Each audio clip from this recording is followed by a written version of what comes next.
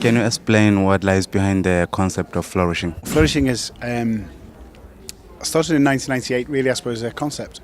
Prior to that, certainly psychology had focused on things going wrong with people, deficits, mental illness, and a man called Martin Seligman, a psychologist, decided that it was too one-sided, that someone should be looking at what about when people are successful, what about when people are showing great well-being, happiness, succeeding in life, members of the community, and so started the thing I think called positive psychology, and positive psychology is really the psychology of flourishing. So it's about people at their best, people with emotional, social and psychological well-being.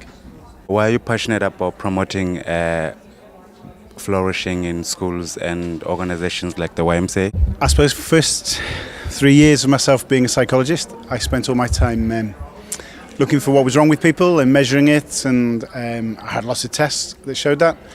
And my epiphany was actually I met a young man who was 15, and I needed to do some assessment for him to go on to college, and I started asking him about all the things he couldn't do, and after about 3 minutes he said to me, why is it everyone wants to know about the things I'm worst at in my life? There is so much more to me than that.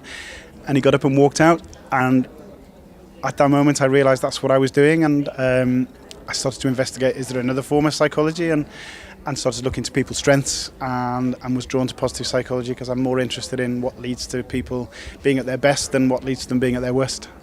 From today, what would you hope that the YMCA staff and the volunteers, if there's one thing, what would you hope they would take away from this conference? I guess my hope for the thing they take away the most is to be able to recognise how much of the work that they're already doing directly contributes to people's mental health and flourishing, because I think so much good work goes on that people just trivialise or dismiss, and actually that's the most important thing. So just, for instance, building a positive relationship with someone else, that is an intervention that improves someone's life chances. That you don't need lots of other things around it just by doing that, and I think lots of things go on and people don't realise the impact and influence they're having. So I was hoping that people will look at this and think, actually, I do that and I am making a difference. So would you say it's about more reflecting on their work that they're doing? I think it's partly that. I hope people can self-reflect and notice that. But then I hope it then makes them think, can I tweak something? Can I do more of that? Can I do more of the things that actually I now realise make a difference, rather than spending lots of time on things that don't make a difference? So I hope it reflects them, but helps them look to their behaviour in the future and what's important to them, and what can make the biggest difference. Is there anything that you would say to the young people? For example, the young girls here, they're part of the YMCA, they're young leaders.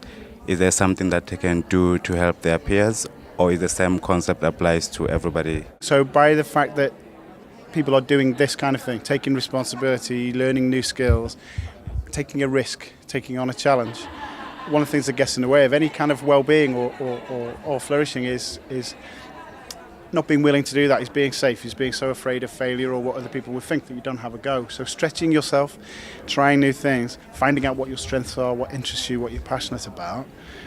Not only does that grow your well-being and it helps you towards flourishing, but you act as a model and a resource for all your peers who look at you doing that. And it's something I finished the talk in. All mental health is social. It's not about an individual. It's all a social context. So if you're in a social context where peers and people you know and people you respect are demonstrating skills and are showing leadership and are having a go at things, then that has a ripple effect on everyone who's around them to think, I would like to do that and maybe I could do that and things. So it doesn't have to be directly doing it, but just being involved in things like this has a huge impact on your mental health and well-being. That's awesome. Thank you.